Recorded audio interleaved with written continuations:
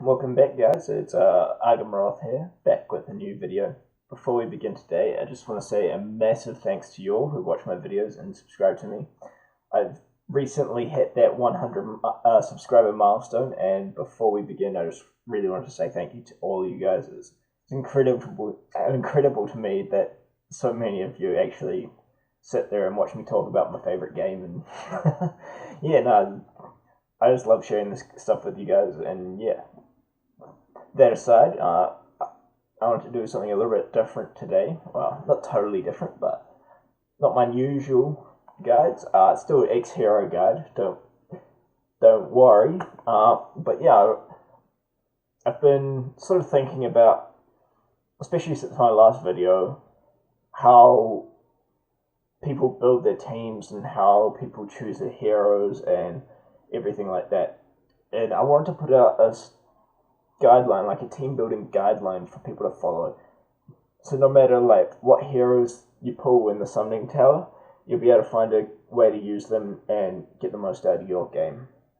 Alright, so we'll break it down and we'll go over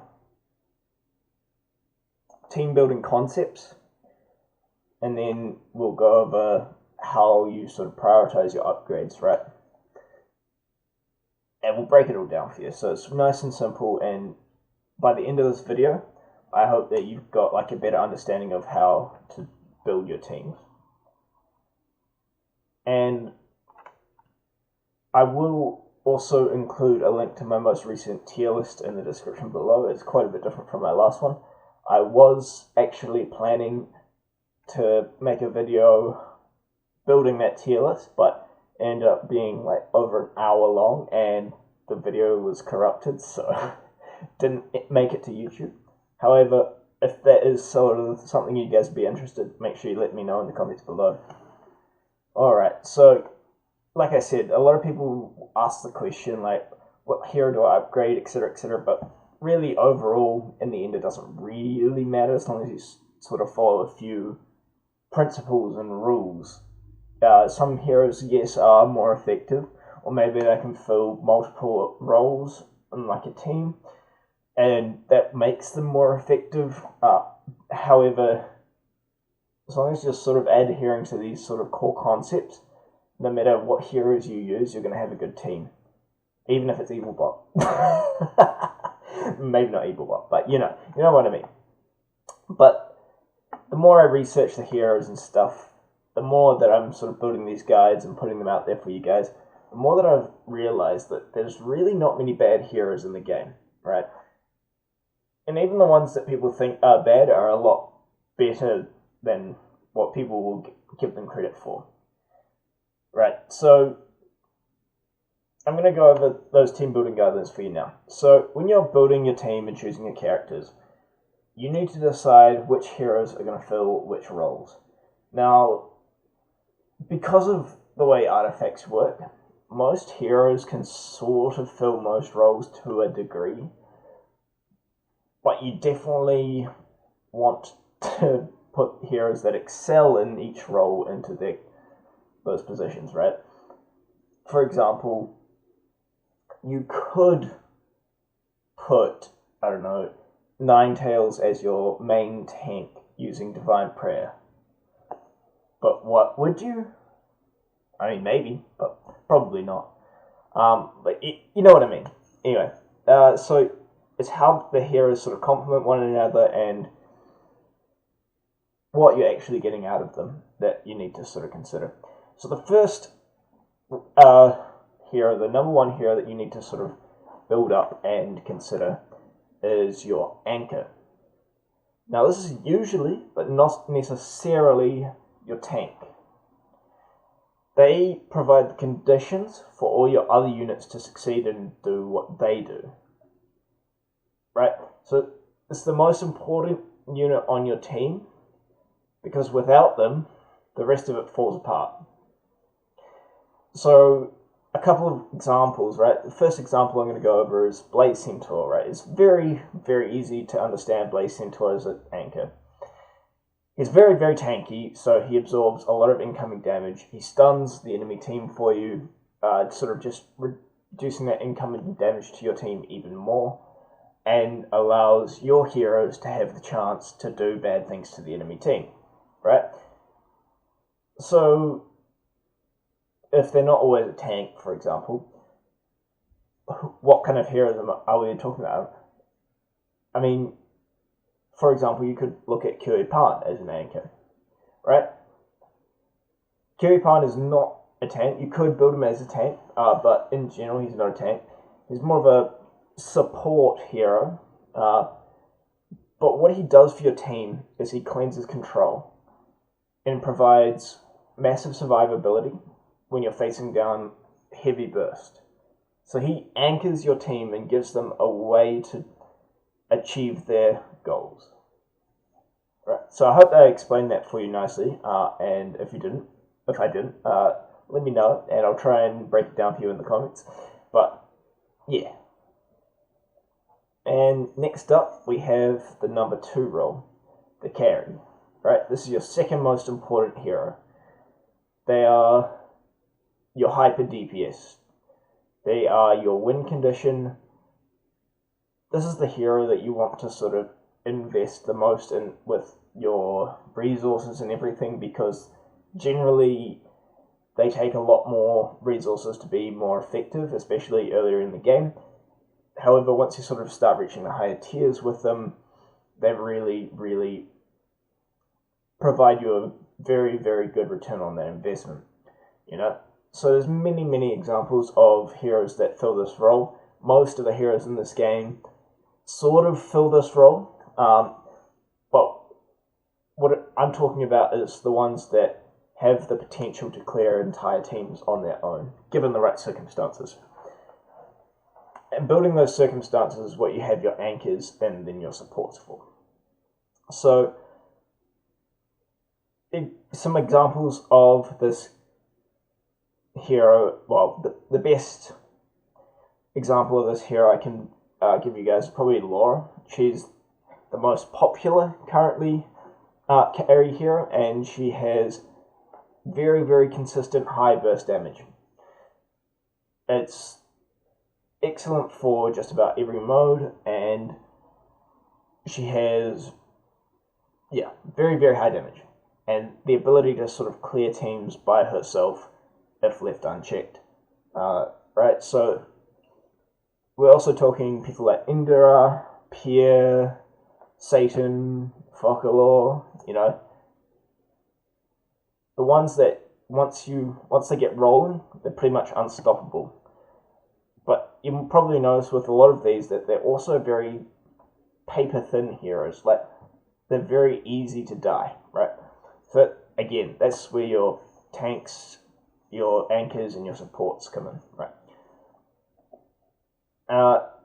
And then the last one, as you probably guessed, is your supports, right? So this is often, but definitely not necessarily a healer. It's heroes that provide control, heroes that provide buffs, debuffs, sustained damage, all these heroes. But there's a whole bunch of damage heroes in the game that can't fulfill that carry role, but they absolutely can fulfill a support role, right?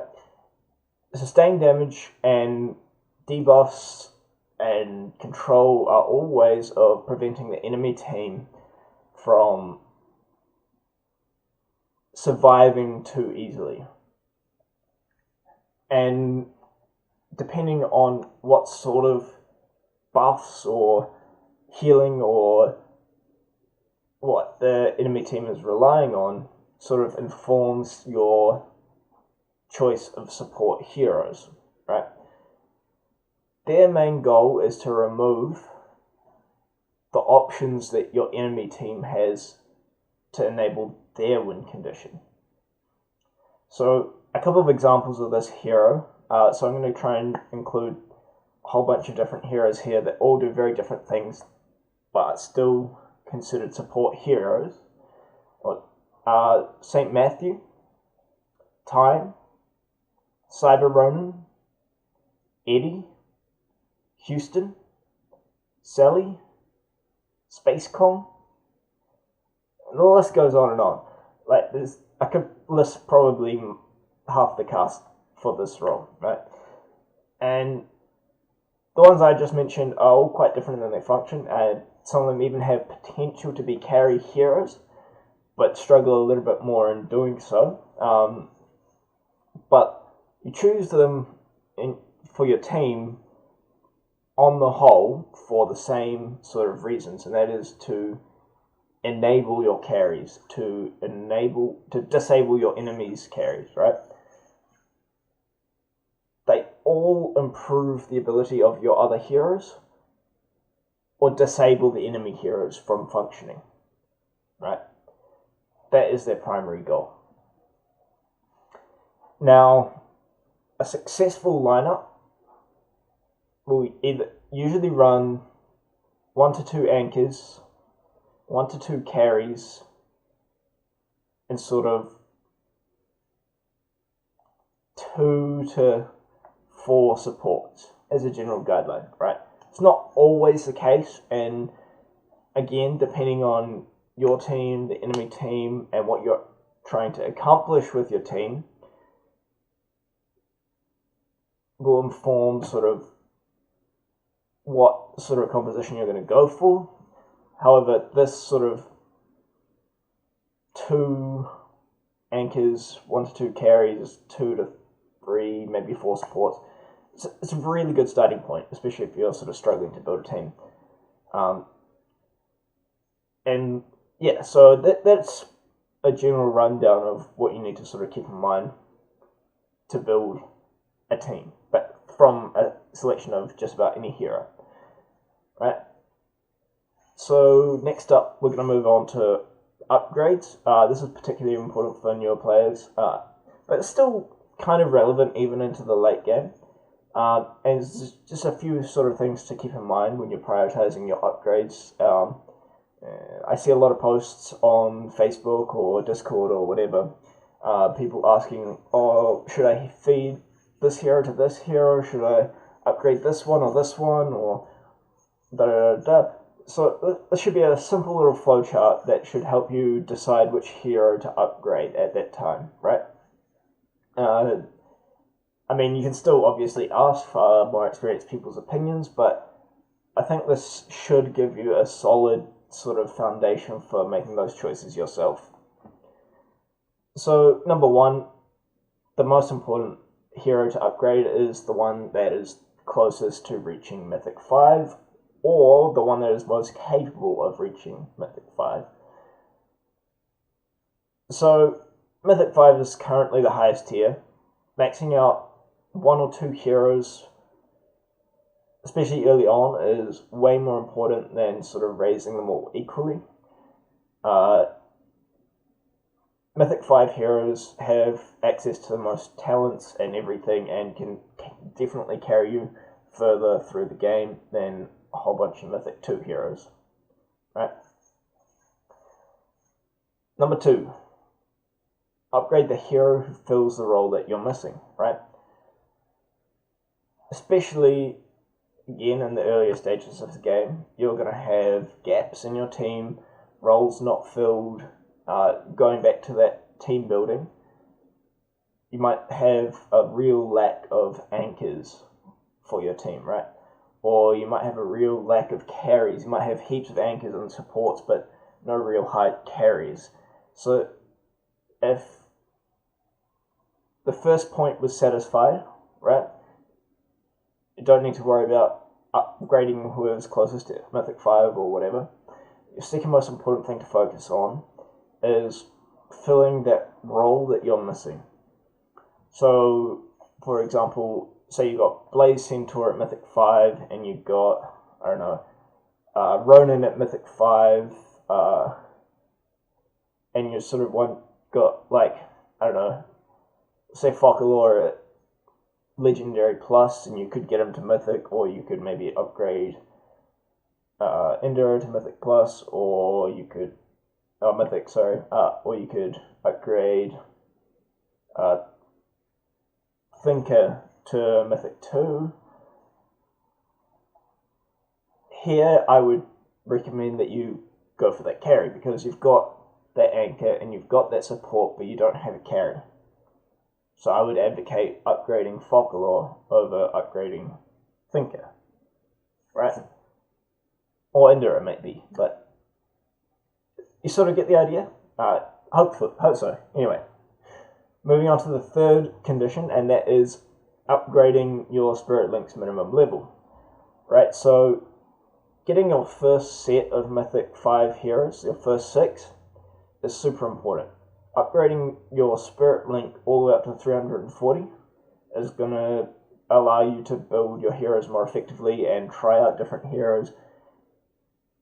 And even there's a lot of rarer heroes that don't necessarily need tier upgrades to be effective. They just need their skills and their levels, right? So examples of those are heroes like Zeus or Time or anything like that. You know, like ones with really, really powerful abilities that can potentially be enabled without having massive tiers invested into them. And last, but certainly not least, if all of the above is sort of satisfied, just upgrade your favorite hero. I mean, as a game, for God's sakes, if you're not sort of building up your favorites and enjoying it, what are you doing? I mean, sure, if you want to top the ladders of PvP and all that, then go and build all of the S tier heroes on my tier list and just dominate everyone, spend thousands and thousands of dollars doing so, but like, just build ones you like.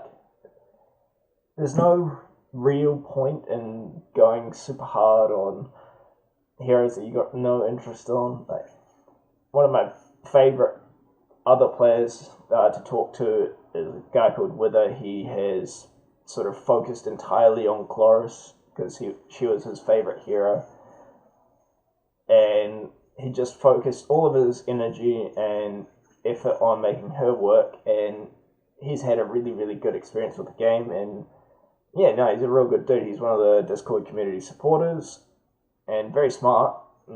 But yeah, it's just a sort of example I wanted to give you guys. Just enjoy it. But yeah, no, that's pretty much it for this guide, and I hope you found this video and or entertaining, useful, maybe. I definitely hope so. And if you have any questions or comments, make sure you post them below. Let me know what you guys want to see. Let me know what you think. Tell me if my tier list is trash. I'm fairly active on Discord and Facebook also, so yeah, if you've got any questions, feel free to hit me up, and thanks for watching. I'll catch you next time.